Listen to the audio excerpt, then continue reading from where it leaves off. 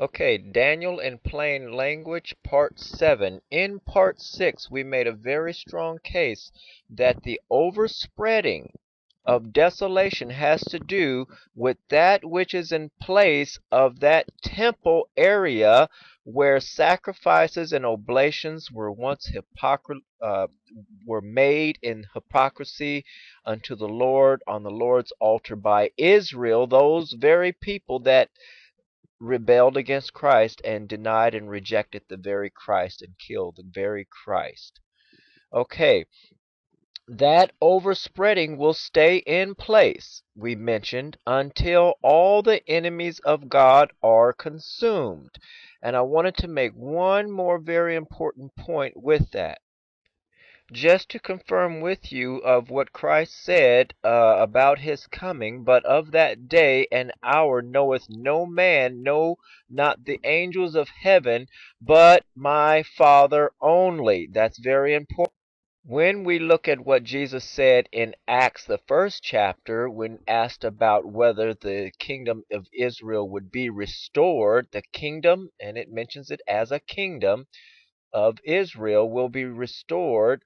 He said unto them, It is not for you to know the time or season which the Father has put in his own power. Even Jesus didn't know. And he didn't come out and tell them, but he made it very clear that it is not for you to know what the Father has put in his own power. So we began to realize that this overspreading shall stay in place till all of Jesus' enemies are brought down, and that Jesus doesn't know when his second return shall be, only the Father, and that the Father would be the only one to know when the kingdom would be restored. And until that time and until that day, that kingdom will not be restored in any in it may be people living there back there now.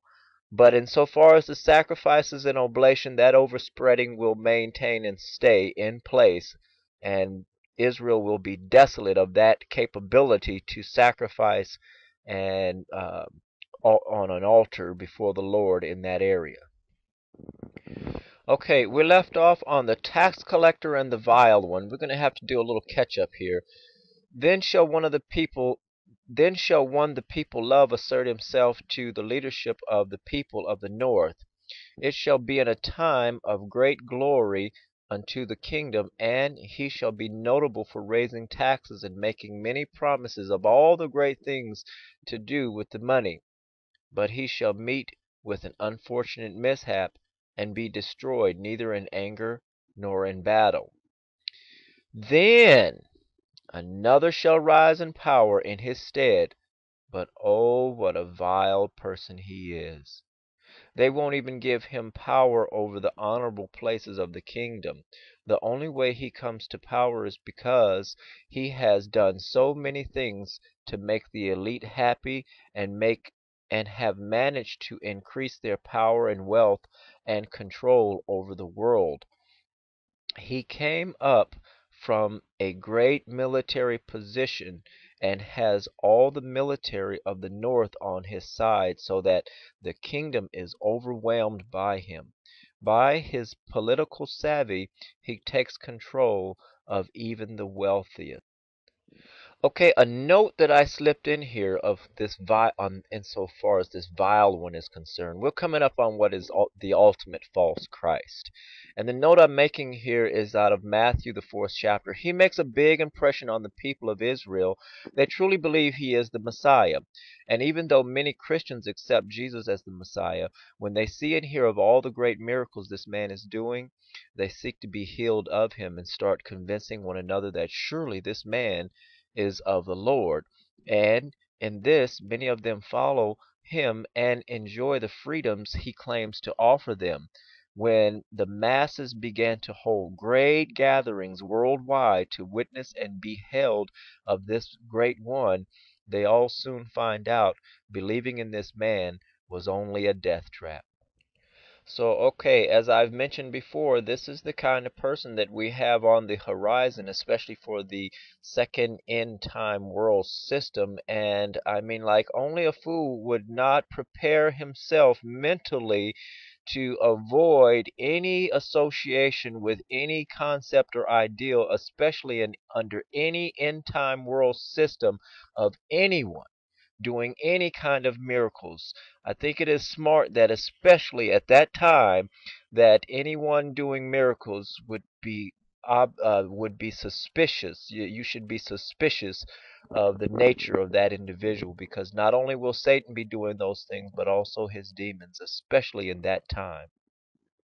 Okay, now we're going to behold the military and political genius of this evil one in the second world system.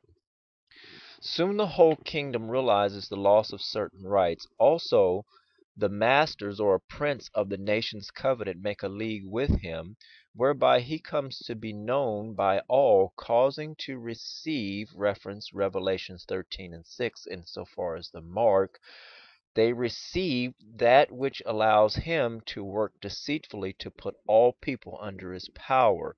He will come to be strong politically and with a streamlined military.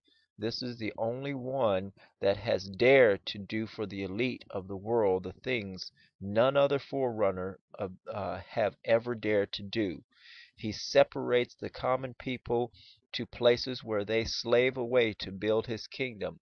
He uses all corporate and state holdings for his own devices and utterly ruins every great people and strips them of their riches. Now let's take a look at the great intimidator's war machine, or uh, his yeah his he lets his war machine do the talking. This man destroys many people merely to intimidate others, or forecasting his devices, and convinces them to give up their rights and wealth. He proclaims his intentions to sweep the South Kingdom, so the South Kingdom assembles a great army only to be defeated by the intimidation of the North, which is destroying every kingdom's power and rule as a show of his unique and powerful strategies. So intimidated are the South, the people of the king's table destroy him before he ever makes them fight this so great a fierce power. But the army was still overtaken, and so many as the sands were slain. This whole thing was ominous for the South Kingdom from the very beginning. They saw how the king of the South would sit in conference to tell lies to the king of the North, and the king of the North was lying to him. They both were only figuring each other out to see how they can destroy one another. Now let's take a look at how the exploiting of the people literally for the sake of the saints' neck. After the North has desecrated the South, the king shall return to his own land with so much riches as it is not possible to count. Then he turns his heart against the word of God, and trick, he shall trick, or those that have Bibles into bringing them in to get great riches for them, and all the world shall kill one another to get Bibles to sell them for great riches. This is exploiting the people. Then he shall destroy all the Bibles of the world and hunt down anyone who has a Bible through the use of a worldwide army. Those that war against the saints for the gain are being exploited for riches. Then shall he return to his own land. Okay, here I make another note, and this time it's about the tribulation. The tribulation begins after the ultimate false Christ and shortly before worldwide persecution of the saints. This does not mean that the tribulation will be severe immediately. Jesus said this will be the beginning of sorrows.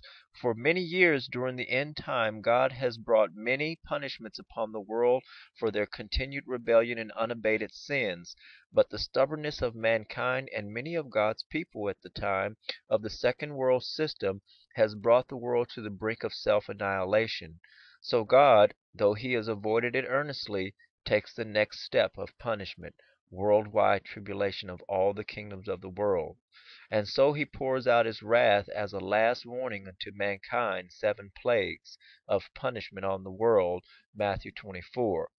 But those that have continued with the Lord are sealed with protection from the great tribulation, but by the end of it all they are very darkened.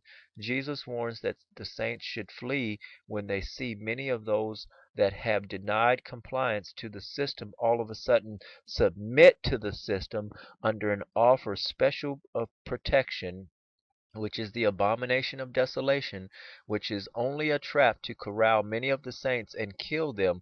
He says that it will be unbearable to leave at the wrong time and season, or winter or Sabbath. That's going to do it for this time.